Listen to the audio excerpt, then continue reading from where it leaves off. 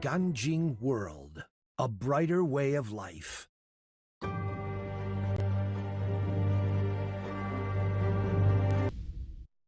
Welcome to NTD Newsroom. I'm Don Ma. President Trump scores a legal win in the fight over immigration and federal authority and controversy at Dodger Stadium with conflicting reports from ICE and the LA Dodgers.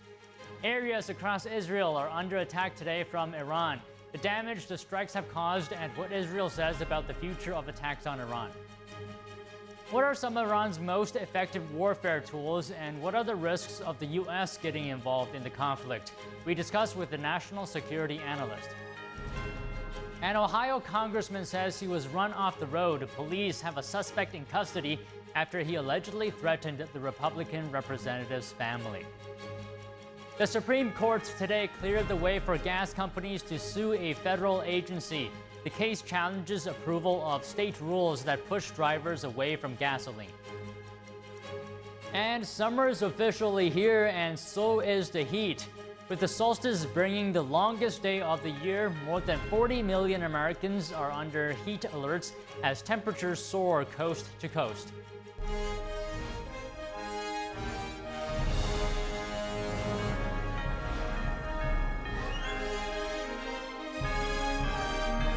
This is NTD Newsroom, live from our global headquarters in New York City.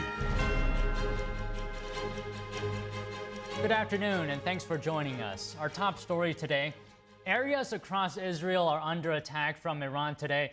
Dozens are reported injured and multiple residential buildings are damaged. That says Iran's foreign minister is in Europe for talks with EU officials. NTD's international correspondent Arian Pastor has the Israel update. A residential building in the Israeli city of Haifa is destroyed after an Iranian missile struck on Friday. The Iranian regime targeted areas in northern Israel. Medics transported injured civilians to a nearby hospital after the attack. 20 people are reported injured because of the strike. Meanwhile, in southern Israel, 6 people are reported injured and multiple apartment buildings damaged after the Iranian barrage on Friday. Destroyed cars could be seen in the area, which came under attack. The Israeli military now says it will intensify the attacks on Iran. We are deepening the strikes and will continue to strike. We have many targets to strike. We have been preparing for the length of this operation. Meanwhile, in Geneva, Iran's foreign minister is meeting with counterparts from the European Union. They're set to discuss Iran's nuclear program. Israel's ambassador to the United Nations in Geneva commented on the meeting. He laid out what Israel wants European partners to aim for in the talks with Iran.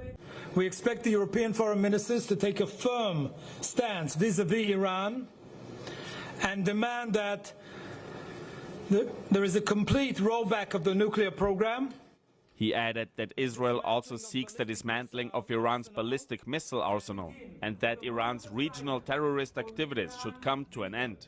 Before his talks with European delegates, Iran's foreign minister addressed the United Nations in Geneva. Israeli attacks on nuclear facilities are grave war crimes. He added that attacking such facilities is banned under international law. Arian Pastar, NTD News. Pro-Palestinian activists broke into a Royal Air Force base today in England.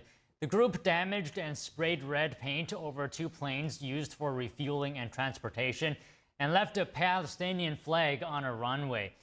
Palestine Action said 2 members had entered the base in Oxfordshire. The group posted a video of the incident on X, blaming the UK for its support for Israel. The post read in part, quote, "Britain isn't just complicit. It's an active participant in the Gaza genocide and war crimes across the Middle East." Prime Minister Keir Starmer condemned the break-in in a post on X. Britain's defense ministry said it was working with police to investigate the breach. Palestine Action is among groups that have regularly targeted British companies linked to Israel since the start of the war in Gaza. Israeli strikes on Iran are met with mixed reactions among Iranians. While some support the Israeli strikes, they also hope for a positive outcome, such as a regime change. Some experts say this is a realistic scenario that would be best for the country. NTD's international correspondent David Vez reports from Paris. The Israeli attacks on Iranian targets have triggered divided reactions within the country, with some even celebrating them publicly. Experts said the internal crisis plaguing Iran, including economic hardship, political suppression, and a lack of national unity, have fueled widespread anger and disillusionment, leading some citizens to view foreign intervention as a possible catalyst for change. Spokesperson for the Iranian Renaissance movement, Shahin Nejad, says Israel's first strikes in Iran were a shock. That shocked the Iranian regime and also brought some excitement and happiness to majority of people, because those who had been eliminated were the famous people who were in charge for suppression of people during the uprising of Iranian 3 years ago, 6 years ago, and 8 years ago. Still, it is difficult to measure the level of Iranian support for Israel or the US. As Israeli airstrikes continue, civilian casualties are rising. Iran's health ministry reported at least 224 deaths so far, including 74 women and children. Although Israel says it's targeting military officials, some missiles have hit residential neighborhoods. Nejad says that Israel may only have a short window to gain the support of the Iranian public. If it continues without any, solid conclusion and toppling of the regime, people say, okay, just Israel wanted to destroy us without opening any, bright channel for us for the future. And that's not good. So the time is not with Israel, neither with the Islamic regime. And for sure, if any decision is made quickly for the next couple of days by President Trump, that might be very, very important and significant for destiny of the Iranian people. The regime has been severely weakened, with key figures killed in recent bombings. Nejad says two scenarios might unfold. One where Israel only destroys nuclear facilities, which would likely lead to years of even harsher repression by the regime. Another possibility would be a regime change. With no clear successor to the ruling clerics, this would be a realistic outcome. The second scenario is President Trump decide that they continue until toppling of the Islamic Republic and regime change. That may bring a totally different destiny for the Iranian people. So I'm pretty sure there are elements at the relatively high level of the current government who communicate with the Americans and Israelis and try to make a transfer of the power from the current regime to a transitional government. He insists, however, that any transition must not involve foreign military intervention. Unlike regime change interventions in Iraq or Libya, Nejad argues Iran should not see foreign troops on the ground. It shouldn't get involved with any boots on the ground, any armed force on the ground. It's not welcome by Iranian in general, and it's not even in the interest of America or even Israel. Forget about feasibility and all of the hassles which come with it.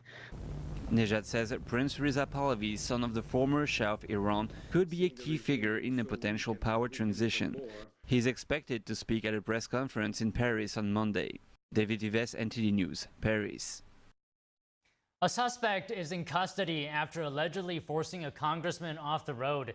The incident marks the latest instance of political violence after a Minnesota lawmaker and her husband were shot and killed in their home last week. Ohio Congressman Max Miller says he was threatened and forced off the road yesterday by a man waving a Palestinian flag. The incident occurred while Miller was driving in Rocky River, a suburb of Cleveland. Miller, who is Jewish, posted a video on social media describing the driver as deranged. The Republican House member said the man shouted violent threats, including death to Israel, and threatened to kill him and his family. Miller described the incident as an act of anti-Semitic violence. Police say the suspect, Faraz Hamdan, was arrested after turning himself in. The 36-year-old faces a charge of aggravated menacing. The New York Police Department says its hate crimes unit is investigating several threatening anti-Muslim statements made against candidate for mayor Zohran Mamdani. According to the NYPD, an unknown person left 4 voicemails at Mamdani's district office in Queens. The messages each contained anti-Muslim threats. The NYPD says no arrests have been made. The investigation is ongoing. And joining us now to talk about military tactics and weapons and tactics used by Iran and Israel is Robert Peters, Senior National Security Fellow, Heritage Foundation. Good morning, or rather good afternoon, Robert. So as the two countries exchange blows, can we talk about their capabilities in this conflict? What are some of Iran's most effective warfare tools that you see? Well, to be honest with you, Iran has already expended most of their most effective munitions in the form of their ballistic missiles. They still have some, but it appears that those numbers are going down pretty dramatically. And what's happening is they're firing those missiles, which are being intercepted by Israel's missile interceptors, and the Israeli Air Force, primarily F-35s and F-16s, are hunting and destroying those ballistic missile launchers. And what about Iran's missile capabilities? Where do things stand as of right now? They're being degraded. Iran is getting less and less cruise missiles and ballistic missiles off the ground. Their drones, they still have a number of drones, but Israel has proven to be very effective at eliminating those. So Iran still poses a threat, but the longer this conflict goes on, the less of a threat Iran will become. So are you saying that Iran does not have the capability to sustain a prolonged conflict? They don't. They don't. They're on the losing side of this, and time is not on their side. The longer this conflict goes on, the more opportunities Israel is going to have to roll back Iranian capabilities, particularly their long-range fires, such as their cruise missiles and ballistic missiles. Do you see Iran possibly utilizing proxy forces like Hezbollah or Houthis, for example, in the region? I don't. Hezbollah has already said they're going to sit this conflict out. Israel, by and large, has rolled back Hezbollah capabilities. They're in tatters right now. Houthis still have some capability, but they don't have enough long-range strike to be able to hold Israel at risk. I mean, what Israel has done over the last 18 months has rolled back Iran's terror proxy network and are now taking the fight home to Tehran. Okay, Israeli attacks on Iran, how resilient have Iran been against protecting itself from those attacks? Not terribly. I mean, when you look at the targets that Israel has identified, whether those are the nuclear facilities, command and control facilities, general staff, Islamic Revolutionary Guard Corps headquarters, they have been systematically rolling back and servicing those targets and being quite effective at that. Essentially, every target Israel has set out to destroy, they have succeeded. Does Israel's alleged nuclear capability factor into the conflict in any way? Well, I mean, there's never been any proof that Israel is, in fact, nuclear power, but I don't really think it plays into the equation. What you're seeing right now is Israel launching conventional capabilities, and I think that's where the conflict is going to remain. And how has Israel adapted to counter Iran's tactics? How is it doing defending itself against Iran?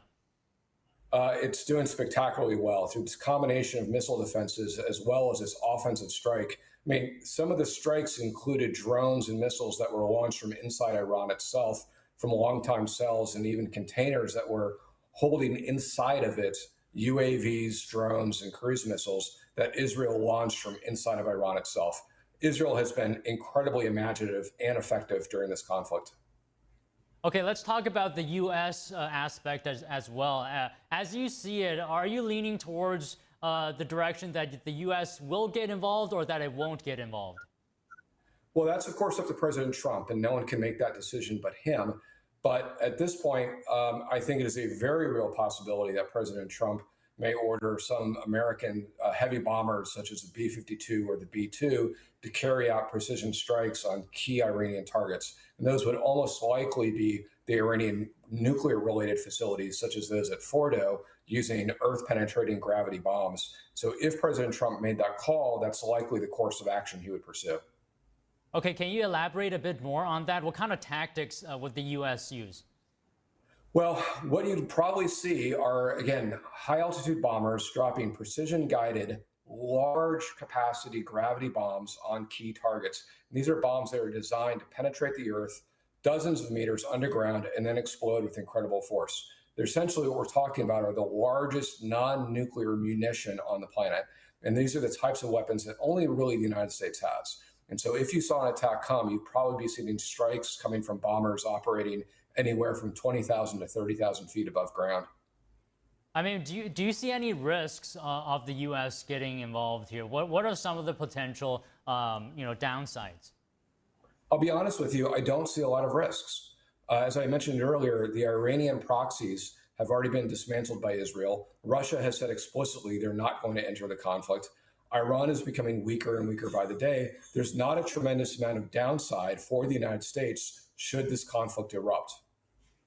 Okay, now I understand that you've used the term nuclear umbrella when it comes to the U.S. Can you talk to us about that and how it relates to this conflict? I really don't think that it plays that much into this particular conflict. The United States has the nuclear umbrella extended over its key allies in Europe, particularly those in NATO, as well as Japan, South Korea, and Australia. This is not really an instance where that particular capability would come into play. Okay, but why is extended deterrence, as you've talked about, a stabilizing force? Well, what I would say is that the American nuclear umbrella has been a stabilizing force in the sense that countries that are underneath the American nuclear umbrella do not feel compelled to pursue their own nuclear weapons. And that has kept the number of states that have nuclear weapons to under 10 for the better part of half a century now. And so the American nuclear umbrella has been an incredible force, not only for nonproliferation, but for global stability and helping to tamper down conflicts that may erupt across the world. Okay, just one last question on the conflict between Israel and Iran. As you see it, what are some of the possible outcomes that this could ultimately end? Well, I think what you're going to see is almost certainly the Iranian nuclear program be rolled back, if not dismantled totally, set back years. And I think there's no way that that outcome doesn't come back. The larger question is, how many targets is Israel going to target that's going to erode Iranian regime control? And then it'll be up to the people of Iran. Are they going to change their own regime and throw off the autocracy that the mullahs have had over the people of Iran since 1979? Okay, Robert, thank you very much for your time today. Thank you. Coming up, President Trump scores a legal win in the fight over immigration and federal authority, and controversy at Dodger Stadium with conflicting reports from ICE and the LA Dodgers. We have that story and more when we come back.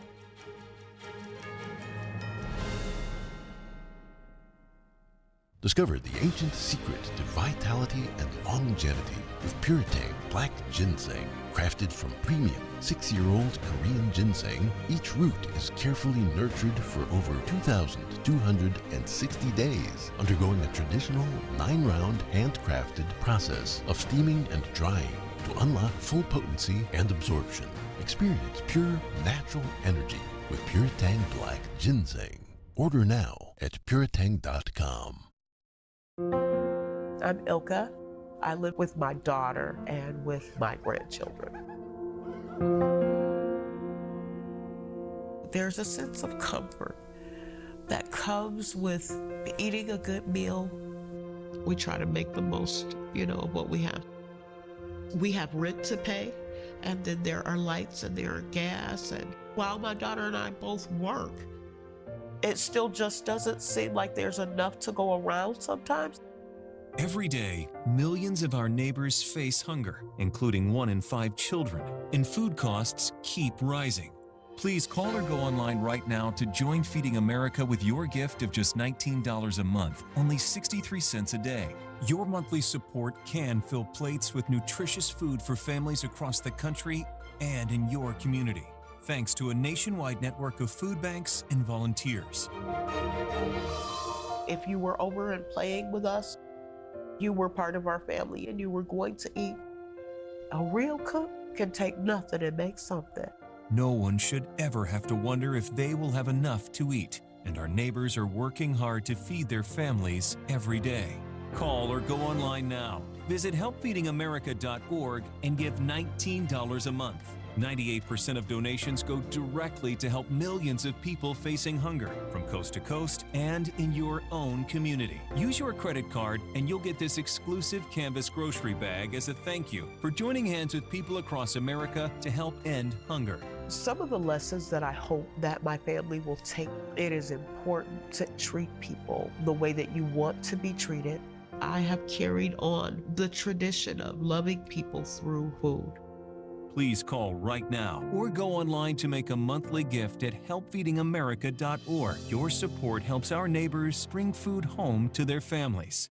Big things are happening at Mathis Home. Their everyday low prices are now even better. Shop price drop alerts and save up to 25% off store-wide. Shop the latest looks in dining rooms, all at big savings. This set is a great deal, perfect for family get-togethers. You get the table and 4 side chairs for just $7.99 in your choice of finishes. They have over 100 dining sets in stock with fast and free delivery. Look for price drop alert tags and save now at your furniture superstore, Mathis Home.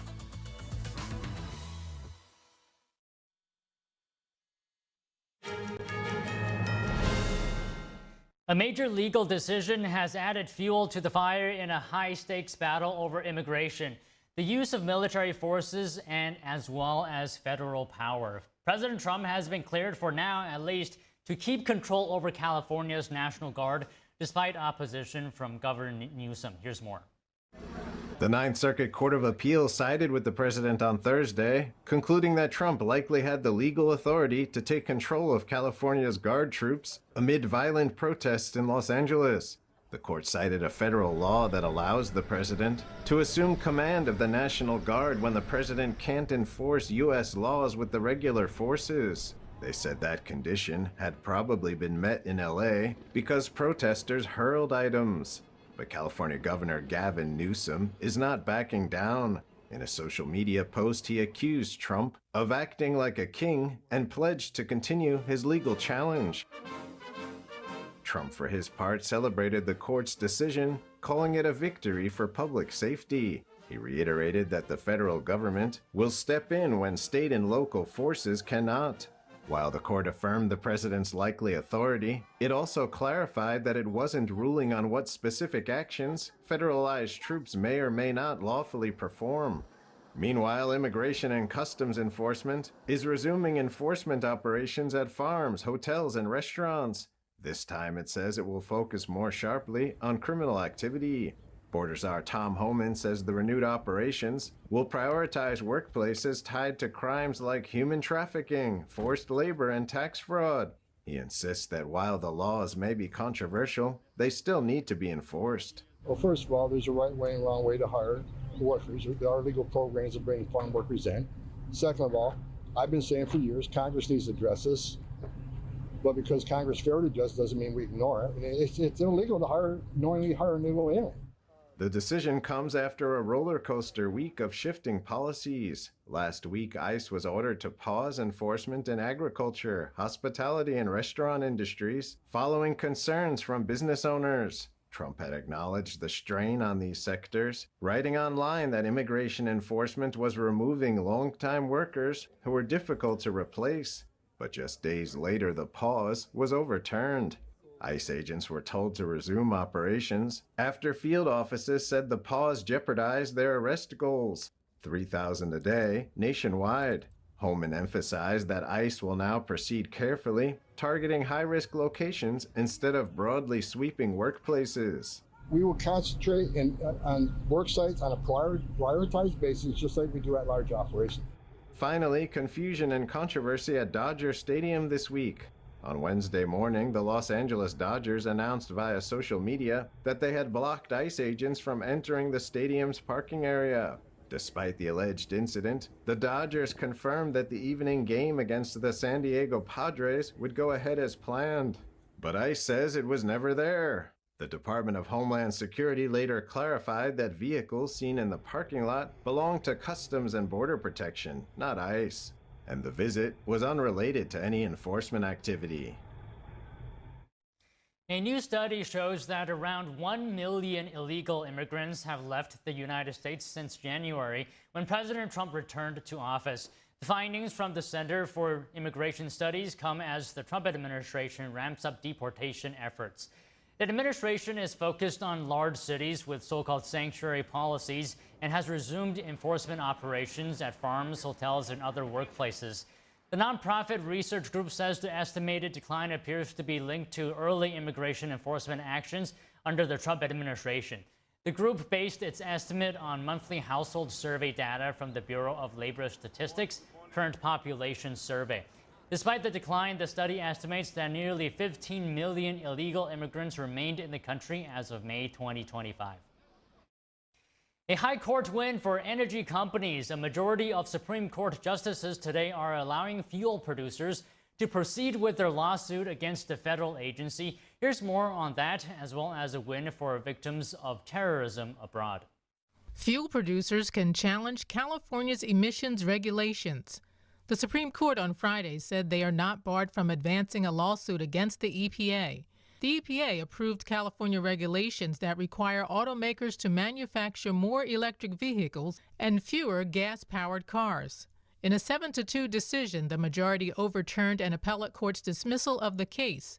In the case below, the EPA didn't challenge the company's standing under Article 3 of the Constitution. However, California and several other states with similar regulations intervened to defend the EPA's approval. Justice Brett Kavanaugh, writing the majority opinion, acknowledged that the regulations are not directly imposed on the fuel producers, but said they clearly will impact gasoline purchases and cause monetary injury. Justices Sonia Sotomayor and Ketanji Brown Jackson dissented. Also on Friday, a tripled jury award of nearly $219 million will stand. The High Court unanimously upheld a federal law called Promoting Security and Justice for Victims of Terrorism. In 2019, the law amended the Federal Anti-Terrorism Act, which had created a right for American victims of terror attacks outside the U.S. to sue in U.S. courts. Under the amendment, the Palestine Liberation Organization and the Palestinian Authority indirectly consent to being sued in the U.S. when they pay terrorists to kill or injure Americans. The Palestinian Authority operates a so-called Martyrs Fund that sends money to the families of Palestinians who were killed, imprisoned, or injured while committing acts of violence against Israel. The plaintiffs, family members of American victims killed or injured abroad, had successfully won a 7-week trial in 2022. Arlene Richards, NTD News. As Senate Republicans work towards advancing the president's big budget bill, debate is emerging about how aggressively to slash green energy tax credits. NTD's Melina Weiskamp has more. The Senate's budget bill phases out green energy tax credits, though less quickly than the House's version of the bill. It's an issue Republican senators aren't unified on. Some want a less aggressive approach. Senator Tom Tillis wants a targeted approach and not a full repeal. Senator Shelley Capito, whose state is home to hydrogen hubs, wants more flexibility on the timeline. Meanwhile, Democrats are railing against the repeals altogether. I can tell you this Senate bill, as it's written now, is a stake in the heart of the solar manufacturing industry. And the reason this is so important is because of growth, we need more energy. And even people who run gas companies are saying we need the electrons from renewable energy. The Energy Secretary this week pushed back on the idea that the administration aims to stop the solar industry from advancing. Nobody's proposing to stop solar power, right? The idea is it's been subsidized for a quarter of a century, and it should compete on its own. And it will. Solar will continue to grow. It'll continue to get built. That's happening right now. The Senate's bill will phase out solar tax credits slowly, an approach some Republicans aren't happy with. Congressman Chip Roy said this must be changed or the House loses his vote. Roy said the president rightly campaigned on terminating the green new scam subsidies. It's destroying our grid. It's subsidizing China. China currently dominates solar manufacturing. Reporting from Washington, D.C., Melina Weiskamp, NTD News. A new variant of COVID-19 fueling a surge in China, NB181, also called Nimbus, has now been detected in over a dozen U.S. states, including California, New York, and Illinois.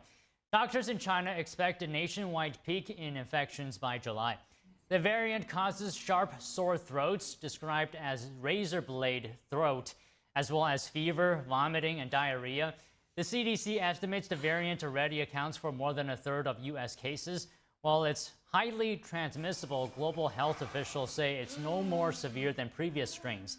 Despite the rise, the WHO has classified NB181 as a variant under monitoring and says current vaccines are expected to remain effective. Florida has subpoenaed 2 medical companies selling Chinese-made patient monitors.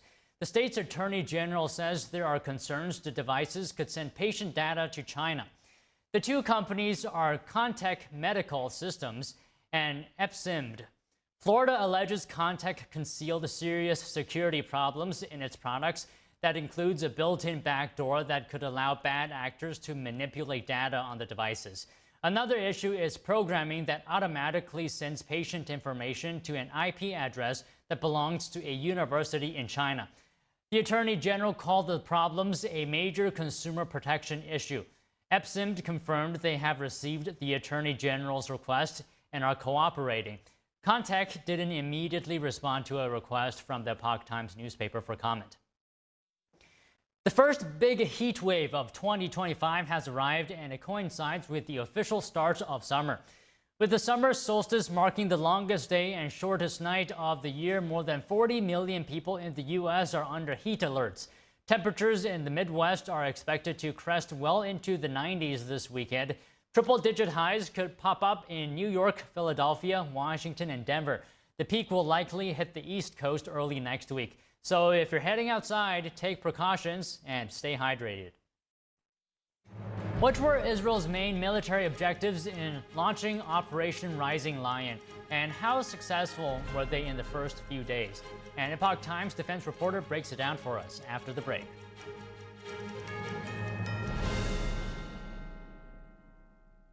With almost 4 decades in the spotlight, Cindy Crawford has never lost her stunning glow. With her gorgeous, age-defying skin, US Weekly says whatever she's doing, it's clearly working. How does her skin still look firm, smooth, and youthful at 59? It's meaningful beauty. And now, with new advanced formulas, it's better than ever, delivering our age-defying ingredients even deeper into the skin to fight wrinkles where they begin. Just wait until you see the difference meaningful beauty can make for you. Instant hydration, instant plumping. My skin looks amazing. What I'm most proud of is over 5 million women have trusted Meaningful Beauty, and they're getting great results, and I get that feedback from them in airports, supermarkets, walking down the street, and I love it. And today, we are celebrating 20 years of Meaningful Beauty with a brand new offer you don't want to miss. You can get the entire advanced Meaningful Beauty system with all 5 age-defying super treatments. And when you order today, you'll receive our Targeted Treatment Duo, a $128 value free. Introducing the Wrinkle Smoothing Capsules to target crow's feet, forehead lines, and lines around your mouth. Plus, you'll also get the new Skin Renewing Facial Tool with heat, massage, and red light to boost the absorption of the wrinkle smoothing capsules and reduce the appearance of puffiness. The Skin Renewing Facial Tool and the Wrinkle Smoothing Capsules together create Meaningful Beauty's amazing Targeted Treatment Duo. This plus this equals incredible results. Get all this, a $300 value for just $49.95. But you must act quickly. Results guaranteed or your money back. If you haven't tried Meaningful Beauty yet, this new offer is something you don't want to miss. This special offer is not available in any store, so don't wait. Scan the code, call the number below, or go to meaningfulbeauty.com right now. To celebrate our newest launch, Rev 7, I'm bringing you an amazing introductory offer, plus an exclusive overstock sale that you're not going to want to miss. Rev 7 is our premium energy drink that tastes great and gives you energy all day with no jitters and no crashes. That's because there's no sugar and no caffeine. I'm so sure you're going to love Rev 7 that for a limited time you can try our 3-pack absolutely free. Or check out our Percale bed sheets. I can't believe I'm even going to say this. Every color, every style, every size, only $29.88. So go to mypillow.com or call the number on your screen. Use your promo code to save 20% on our Rev 7 12-packs or try our introductory 3-pack absolutely free. And our Percale bed sheets, all sizes only $29.88, even the queens and kings. Inventory is extremely limited, so order now. And joining us now to talk about the Israel-Iran conflict is Andrew Thornbrook, defense reporter with Epoch Times. Good afternoon, Andrew. So big picture-wise, what were Israel's main military objectives in launching Operation Rising Lion, and where do they stand now?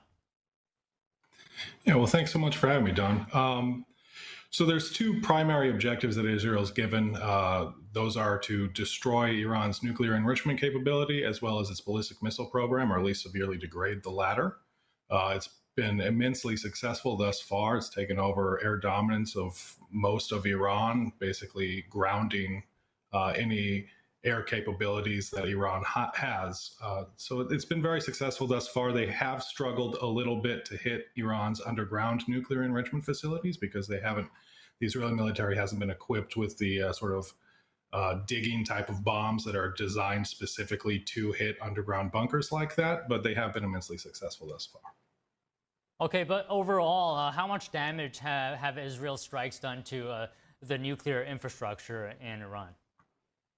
We've seen a tremendous amount of damage to Iran's nuclear infrastructure. We've seen its enrichment facilities largely devastated, with the exception of the facility at Fordow. We've had reports now that even the underground facility at Natanz, which is Iran's largest nuclear and uranium enrichment plant, that's been damaged there, which there was some question as whether Israel would actually be able to damage that from the air.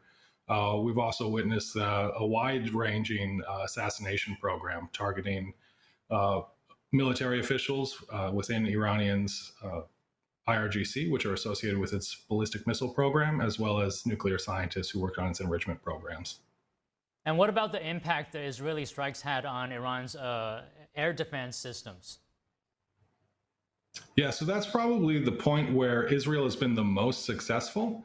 We've seen missile silo after missile silo and airbase and radar system just destroyed one after the other in very quick succession. It only took about 4 days, really, for the Israeli military to successfully cripple most of Iran's defenses in the western part of the country, which has sort of opened the floodgates for Israeli aircraft to enter the airspace more freely and target more infrastructure. And Prime Minister Netanyahu talked about a regime change in Iran. Can you talk to us about this possibility?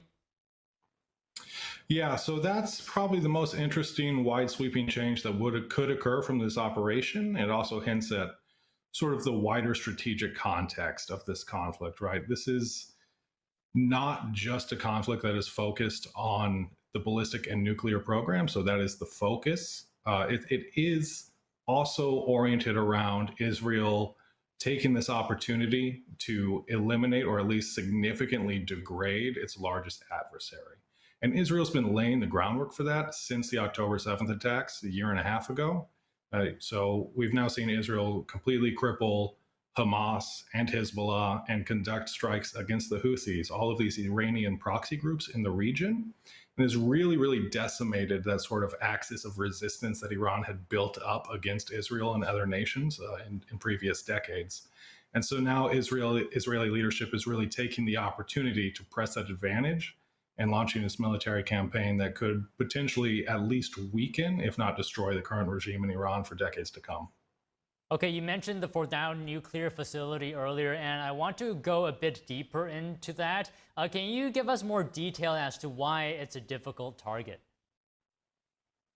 Yeah, so Fordow is an interesting site. It was developed in the early 2000s, largely covertly.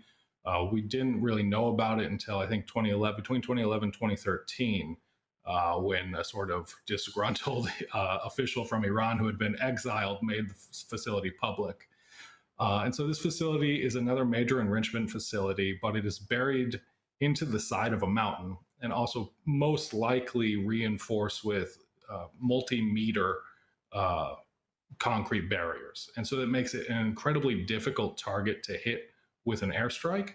At present, the only capability that's really believed to be to the task that's non-nuclear is probably a specific set of bunker buster bombs developed by the United States. It's actually a bomb that was augmented and modified about a decade and a half ago when we first discovered the Fordo program, and it was explicitly designed and modified to attack that facility. And so the way these bombs would work is they would drop into the mountain and then they dig about 200, 250 feet before detonating. Even that probably wouldn't be able to significantly damage the facility and would require several bombs to be dropped. So then the immediate question is, what are the risks for the United States if it assists Israel in striking Fordo? Yeah, so that's the big question, because the United States is currently the only nation that has these bombs. It's also the only nation that has aircraft outfitted and equipped and programmed to use these bombs right now, which is the B-2 Spirit bomber. So it could have incredible and wide-ranging implications for the United States. This would effectively get us involved in another Middle Eastern war. It's a point of contention in the Trump administration. And Trump has obviously championed himself on the campaign trail as being able to keep us out of these sort of foreign entanglements, but that's definitely being tested right now. You know, that's an assumption that it has not been closed in terms of the debate. So there is the risk that we could be drawn into a major conflict. Also doing so would obviously make us a greater target for Iran's allies. We've obviously seen most of them weakened when we think about regional proxy groups, but Iran does have much larger national partners, specifically Russia, North Korea, and China, who it does do business with and it does maintain some relations with. So there is a real risk there of, if the United States joins this war, it could spark something much larger in terms of just a new era of even worse relations internationally and possibly open conflict. So if Fordo is bombed, let's say multiple times, and the facility is damaged, are there radiation risks? You know, it's unclear right now how the enrichment plant right now is being secured at Fordo, so we can't really say. Obviously, a key concern with bombing any nuclear plant is the spread of radioactive material. So far, we have not had any significant indications of that at the other facility in Natanz. It appears to be largely contained locally, but there is always a risk of, you know, worrying about how these isotopes are going to interact and if we're going to trigger something radioactive. But I don't think that's the largest concern right now. I think a much larger concern is just the geopolitical implications of the United States getting involved. Well, okay, Andrew, that's all for today. Thank you again for coming on. Thanks so much for having me, Don. It's a pleasure to be here. Next, the last living American hostage to be released from captivity in Gaza returned home yesterday. Here's more on his arrival. We're in Tenafly, New Jersey, where Edon Alexander has just returned home. He just came down the street here in the motorcade. He is the last American hostage to be released from Gaza, and we're so thrilled to have him back home. There's lots of people here on the streets, and I'm joined by Jason Meister, who also lives here in Tenafly. He's a family friend, and he's also an advisor to the Trump administration. So, Jason, this is quite an incredible moment, isn't it? It's just an incredible time to be alive. An American president saved an American citizen.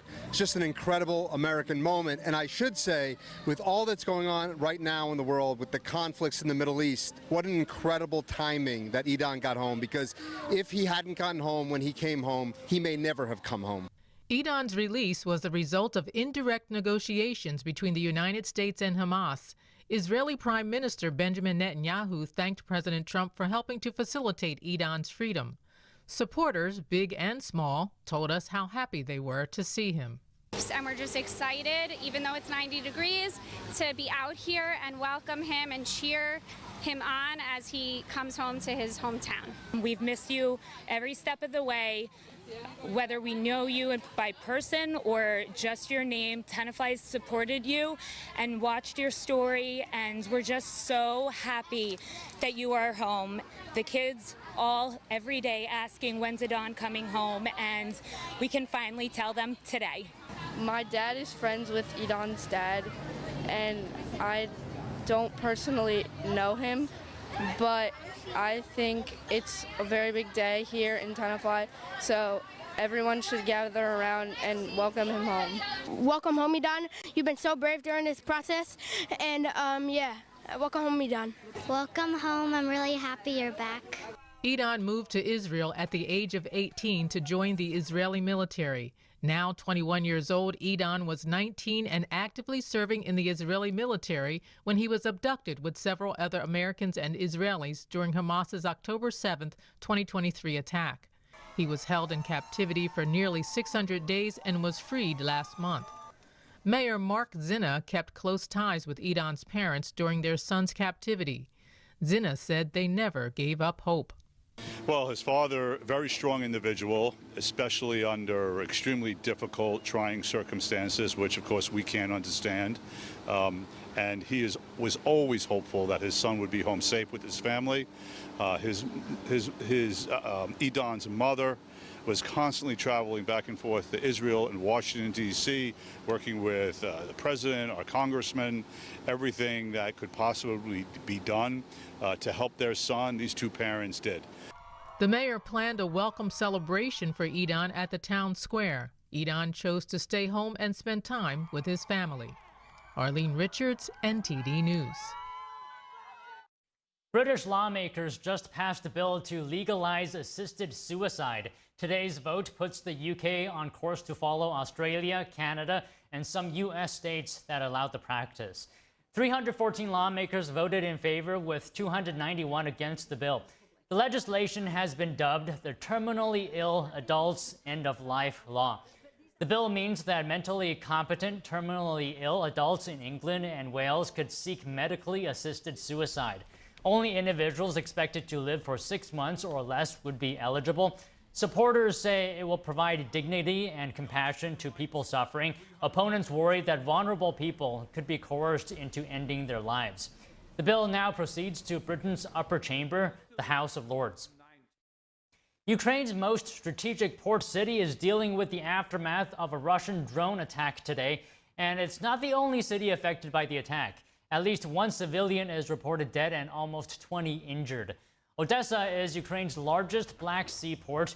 It's crucial for imports and exports. The city has been under constant missile and drone attacks since the war began. Footage from today shows buildings on fire and destroyed cars. Officials say there's damage to civilian infrastructure, including residential buildings, a school, and a gas pipeline. Ukraine says Russia launched almost 90 drones overnight. Most of them were shut down or redirected using electronic warfare. However, the military reports that 8 drones managed to strike targets. It's not clear how many hit Odessa and how many struck Kharkiv, which also was attacked. Reports say 4 people were injured there, including 2 children. State Department Press Secretary Tammy Bruce is holding a press briefing right now. Let's take a look. Offering direct U.S. government-assisted departure from Iran. Americans seeking departure should take advantage of existing means to leave. The Department of State has provided information and support to over 25,000 people seeking guidance regarding the situation in Israel, the West Bank, and Iran. And on Iran, I want to reiterate the statement from President Trump, delivered by my colleague EP Caroline law. We're yesterday. winning Quote, is no accident.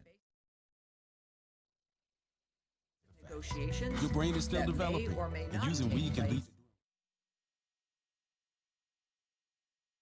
whether or not to go. All right, moving on from that, on to Canada. The country will soon adopt tariff measures to address risks associated with what it calls unfair trade in steel and aluminum. Prime Minister Mark Carney said yesterday the steps will also tackle persistent global overcapacity. Listen. As you know, the U.S. tariffs on steel and aluminum are global tariffs. They're not targeted specifically at Canada, but they, of course, affect our steel industries and our workers. And one of the consequences of that effect, or prospective consequences, is that steel from other countries, from third countries, start to come into Canada if we don't protect our industries. So we're setting these quotas. It's a long word, tariff rate quotas, but a quota for the amount of steel that can come in from third countries. President Trump this month doubled the tariffs on imports of steel and aluminum to 50%. The move could hurt Canada, which is the largest seller of the metals to the U.S. Prime Minister Carney called the tariffs destabilizing and said Canada will respond by setting new tariff rate quotas. Those quotas will cap 2025 imports of steel from non-free trade agreement partners at 100% of 2024 levels, and this is a step he believes will help stabilize the domestic market. Carney said earlier this week he agreed with Trump that the two nations should try to wrap up a new economic and security deal within 30 days. Okay, now we're going to go back to the press conference held by Press Secretary Tammy Bruce of the State Department. Texas to announce General Order Number 3, declaring that all enslaved people in Texas were free. More than 2 years after President Abraham Lincoln's Emancipation Proclamation had officially ended slavery in Confederate States, I should say. This day, now known as Juneteenth, has become a profound commemoration of freedom and resilience. So I hope you enjoyed yesterday, and we are here today, and I'm ready for your question, shall we? Yes, Daphne. Thank you so much. So on the 25,000 that you said the State Department has provided information to, is that U.S. citizens who are seeking information on leaving Israel, the West Bank, and Iran? It's information in general. So it would be a combination, I'm sure, but it's a general information, conditions, perhaps departures as well, but general information. Okay, and do you have any numbers on the number of U.S. citizens that are seeking information on departing Israel or Iran? Those are not numbers that I will share at this time. Just as a reminder as well, while today is a bit different than the feeling of Tuesday, we are still in a dynamic where there are still hostilities, where there are still people in bunkers, where there is still a danger. Clearly, we've heard the statement from President Trump about his posture at this point. So we're still going to be careful for national security reasons, obviously, when it comes to what we can answer. So that's a number that I won't be able to give you today. Okay. All right. All right. And we will not, we'll do one more, but then we will continue on here. Yes, go ahead. Thank you. Just on Ambassador Huckabee's tweet, he said that the U.S. is working to get military, commercial, charter flights, and cruise ships for evacuation. Have any of those organized by the State Department evacuated American citizens yet? And if not, when is that expected? Again, I won't give details from this podium, but we know that at each embassy, they are posting actions that they're taking. We know that the Israeli embassy is doing that. So you could go to either travel.state.gov and get to the Israeli embassy, or go there directly, and you will see their statements. And I would urge you to do that directly when it comes to what the Israeli embassy is doing and what they've accomplished. Yes, sir. Thank you. Florida Governor Ron DeSantis chartered flights apparently for Americans in Israel seeking to leave and successfully got, I believe it's 1,500 out. I was wondering if those charter flights were coordinated with the State Department in any way, or was this done on some tangent? Well, I think that there's, and we know that there, of course, are some independent efforts to get American citizens out of those areas, and when we suggest that people take advantage of existing means, we would include, of course, the nature of other opportunities to leave, independent efforts, independent groups managing those dynamics. As far as the DeSantis effort, I would suggest you call the state of Florida, call his office, and I'm sure that they'll get you more information. All right, Nadia. Thank you, Tammy. Since the president said there is substantial opportunity for negotiation and has given it 2 weeks, why not send in a U.S. representative to join the Europeans with the Iranians in Geneva today? And second, Mr. Grossi is worried that if Bushehr reacts... Let me answer your first one first, if I may, and then we'll follow up with your second. First of all, Geneva is a discussion involving the Europeans. Of course, we're working on many different fronts and have from the beginning here in leading the nature of finding a solution to this problem. And we certainly continue to. The President's made it very clear, as he has, again, not just about this issue, but every other war and conflict that he's trying to stop. And also with his statement that he would allow to make a decision within the 2 weeks because of the potential. So those efforts continue on. How we're pursuing those efforts are up to the president, and he's making those decisions and anticipates that it might be worth waiting those 2 weeks. But other than, I can't characterize the why or the how.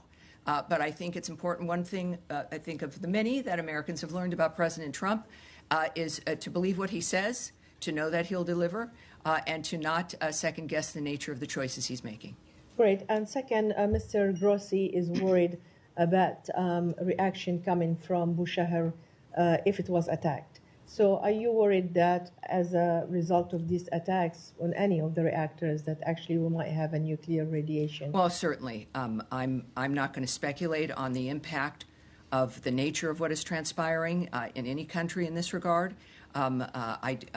I know that Israel has issued statements afterwards in dealing with any concerns regarding the actions that they're taking, and I would refer you to the Israeli government in that regard. But I'm not going to speculate on a hypothetical dynamic at this point. All right, yes? With regard to the talks taking place today, well, concluded today in Geneva, does the Trump administration believe that they were productive in paving the way for diplomacy? Well, I don't want to characterize what the Secretary of State may think of what has happened. I know that the government as a whole, that we're hopeful for every new opportunity, every new effort to have this come to a conclusion that is diplomatic. That is something clearly we've seen in the president's posture. So while I won't be able to characterize it about what their opinions are at this point, I think at some point we may find that out. But I do know that we do hope that every effort is successful. Two more quick questions. Is the Secretary planning to get on the phone with any of those foreign counterparts that were in the meeting later today? Well, I know that, of course, he's headed to The Hague next week. And so I know conversations, no doubt, will happen there about a whole number of issues. All right. And then, yes, sir. We'll move on here. We'll move on here. Yes, sir. Go ahead. The Secretary's Hague trip. When he was in Brussels in early April, he told us that it would take a few days or weeks, not months, certainly, for him to assess whether or not Putin was serious about ending the war. Today, we have all seen Putin's statements. So he himself made it clear that he has no intention to end the war and the killing. He even discussed, more territories to seize. I'm wondering, have you guys landed anywhere in terms of your conclusion about Putin's intention? Well, we know that since that point, I don't think he said days at that point, but he said a matter of weeks. And in that process, we saw our posture adjust in that framework. At the same time, as I've mentioned before, during negotiations, things sometimes progress, things change. That's the whole point of negotiations and conversations, is that you signal that how long it is generally that you're willing to wait, but that you would know if someone is serious. And then, again, it's not a static environment as you're moving forward through that time. At the same time, we've heard since then some very blunt comments by President Trump about President Putin. We also know that the parties themselves have met directly. And I think that that's also where we've landed at this point in comments from both the President and Secretary of State, that the only way this is going to end is for the two parties to meet and come to a conclusion and a decision and some kind of an agreement. That is where it is. And, of course, we are always present. We remain concerned and issued comments a couple of days ago about the nature of what's happening in Ukraine and the death of an American. So we are there. We have been, of course, Ukraine's biggest supporter. And we continue to hope for and work with and observe the nature of how the conversations are going at this point between the two parties.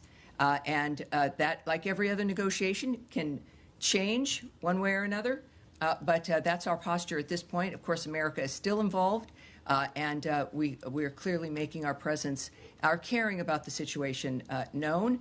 And that's where we're at this point. Point taken, Tom. But in light of today's comments, as I mentioned, Putin's comments, and also his press secretary said that now we have a strategic advantage, quote.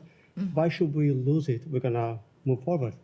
So in light of those comments, why not calling them out for not being serious about the peace process? Well, again, we're not in just a world where when we see something online that we are going to choose how we're going to respond as an individual. There are many different fronts always in every situation that we remain involved in. So it's not as simple as a single response to a single quote that came from a statement or something online. this is about dealing with certain situations in a complex manner. Only the president can make the decision about how to proceed. Only he knows all the elements about what's important and how we're going to make a difference. And that's where we have it. Is, as I term it, as I did a couple days ago, there is one guiding hand to the choices that we make, and that would include with Russia, Ukraine, and every conflict he's trying to stop. All right. Yes. No, we are gonna move on here. Thank you, sir. All right, to go back to Iran just for of two course, questions. Of course. One, just for clarification, have any Americans been killed or injured in Iranian strikes so far? You know, I don't think so. Is that? Do we have numbers, or is that something that we've been able to? Let's take that back and see where things stand at this point. I do know that the reports that I've seen are that there have been no American injuries or injuries of staff at embassies and consulates. But let's take that back. And again, I would caution, obviously, this is a shocking continuation of a war that affects many countries, and we'll get back to you with with the latest that we have. I suppose the flip side, thank you, we would appreciate an update. The flip of course. Side would be if and again, just a reminder for people watching, when we say we're going to take it back, it means we get the answer and get it directly to the reporter and then have it, and obviously in this case, as a fluid situation, we'll continue to watch it. Thank you. And insofar as you're looking into it, if there are American citizens in Iran, which we haven't gotten an estimate of how many Americans might be in Iran, sure. If there are injuries or deaths there, we would also be interested. Well, yes, you know, again, the messaging is for also Americans who are in Iran, and again, urging them to go to travel.state.gov, and we're certainly aware of them. Our task force is working on all of this for every American who is in that region,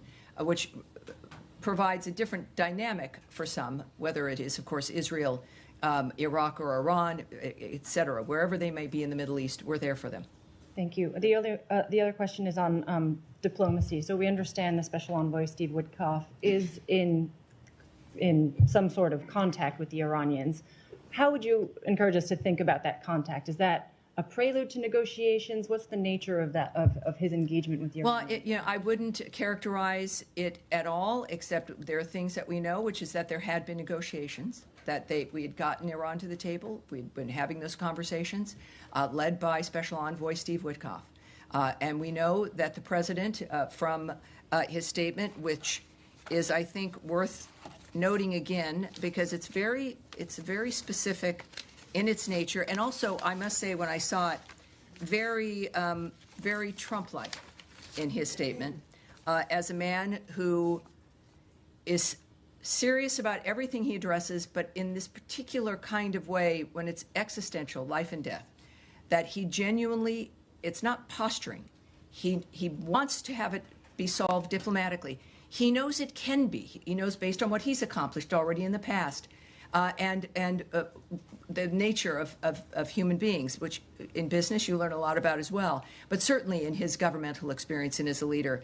Again, he said, directly from the president, quote, based on the fact that there is a substantial chance of negotiations that may or may not take place with Iran in the near future, I will make my decision whether or not to go within the next 2 weeks. On that front, do you have an understanding of why there's now a 2-week window for diplomacy? Because at the same time, the White House said yesterday they understand it might be a couple of weeks before the Iranians achieve a nuclear weapon. No, but he has his reasons, and he's the one who knows, and that is the specificity of his statement. And I'll leave it at that. All right? Thank you. Yes, sir, at the end here. So on Ukraine, you said that... Can you tell me your name and your outlet? Oskar Gurzyński, Polish Press Agency. Go ahead. So, you said that you're not going to react to a single quote from Russian officials, but over the past few weeks, Russia has made it pretty clear that they're not interested in real negotiations. They killed a U.S. citizen. They struck the Boeing office in Kiev, and the president has repeatedly threatened sanctions on Russia if that happens. So, why no action yet? I mean, how does that show peace through strength? Well, this is one of the reasons why we don't have negotiations in the press, debates between people reading things on the news, quotes in newspapers or made in a moment or on a website, that there are much more complex things that are happening. Other conversations, the culmination of multiple other negotiations with Iran is an example in one case, summits and negotiations with Russia and Ukraine, the parties themselves meeting. We've always said that we will not take, essentially for Russia, we're not going to listen to what they say, we're going to watch what they do. That remains true. But what you would do in this moment is not at issue. What matters are the people who've been involved for months now, dealing with the parties directly, the leaders of countries in the world, but the most powerful leader in the world right now, Donald Trump, who would likely know a little bit more about the nature of the situation than you or I. And I think you might have to agree that he may know more. So I think it's important to not second guess the president, and to not speculate, and to not presume that what he's doing is not in the process of peace, but in fact specifically in that track. And I'm wondering for Matt Lee, who's been studious with his phone, if you do have something you'd like to ask or add. I actually do. I'm surprised. My question is about Matt Lee of the Associated Press, for those of you who don't know him. The two people in the world. Yes, sir, go ahead. Of the 25,000, you said that you couldn't break it down. That's correct. How many were Israel, how many were West Bank, and how many were Iran. That's right. But is it correct that the only evacuation flight that has happened so far was the one for embassy staff and family members on Wednesday? I will not characterize that or agree with you or not. I won't give you an answer to that. Sorry. It's one of those things we can't hear. In the days prior to this conflict, I might go back and forth with you, but I can't answer that. Okay. Well, because there was a comment from the embassy spokesperson about actually. So are you aware of when these people call, I assume they're calling the number that... Yes, they are. I've called that number. I don't know if many of you have. You called that number? You can call that number, and you'll get someone from... You don't go on to permanent hold? No, they're busier now. After the briefing Tuesday, they're busier. So, but be persistent and do the form online. That's always a good idea. So the 25,000 people who have reached out, yes, reached out via that platform, either online or calling. Correct. And they, do you know how many of those 25,000 have then taken the information that they've been given or the guidance that they've been given, and then left? There's data that I won't be sharing, and even in general, it's not data that I can share with you. The fact that we got the number from the team, I felt really excited about. Now you're making me feel like it's not so good. No, it is. It's a great number, but I will not break it down. Okay. I will not go into descriptions that highlight a situation or an environment within this region of conflict. I don't think it's wise. All right, thank you. Thank you, sir. All right, yes, sir. Back. Thank you very much. I have two questions. Regional sources reported that Iran is using human shields to protect its military bases and forces. Same thing Hamas did in Gaza. This tactic has reportedly been employed in several areas, including Kermanshah city in Iranian Kurdistan. Do you have any information on this, and would you please be willing to comment?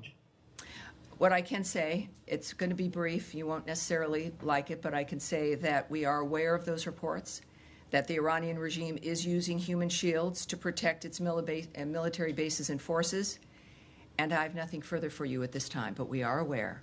Yes, sir. Next. Well, you have one more? Yes, one more. All right, and then we'll come directly to you. Yes, sir.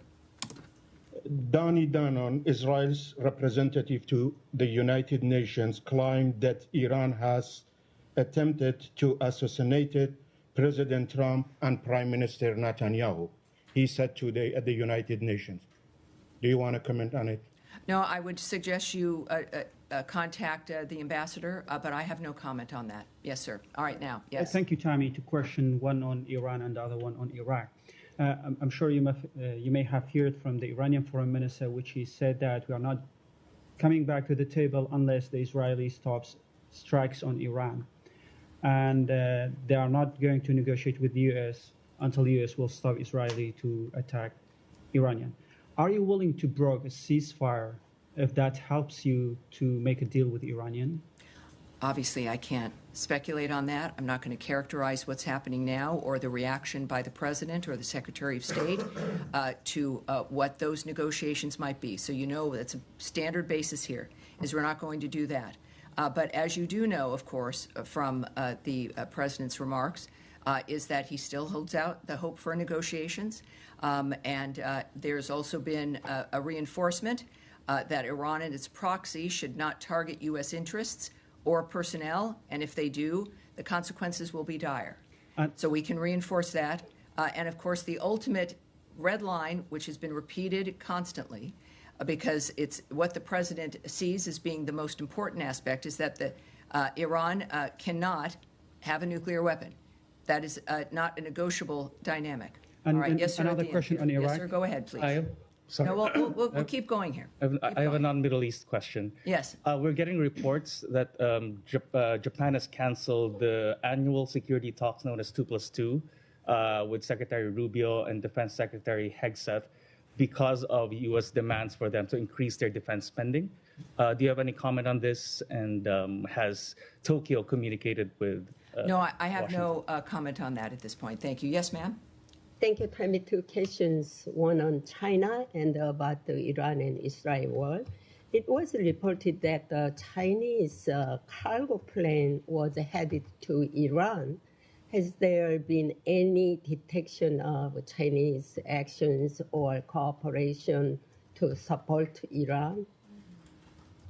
Let's take that back, shall we? Get back to her with an answer on that. What is your next one, please? One more question, please. Iran's nuclear weapons are threatening the entire world. And that was Tammy Bruce, spokesperson for the State Department, answering reporter questions on the Middle East conflict between Israel and Iran, also saying that the department has already helped 25,000 Americans in the region, getting them answers to questions and more information on what they need. All right, next, areas across Israel are under attack from Iran today. Dozens are reported injured and multiple residential buildings are damaged. That's as Iran's foreign minister is in Europe for talks with EU officials. NTD's international correspondent, Arian Pasdar, has the Israel update.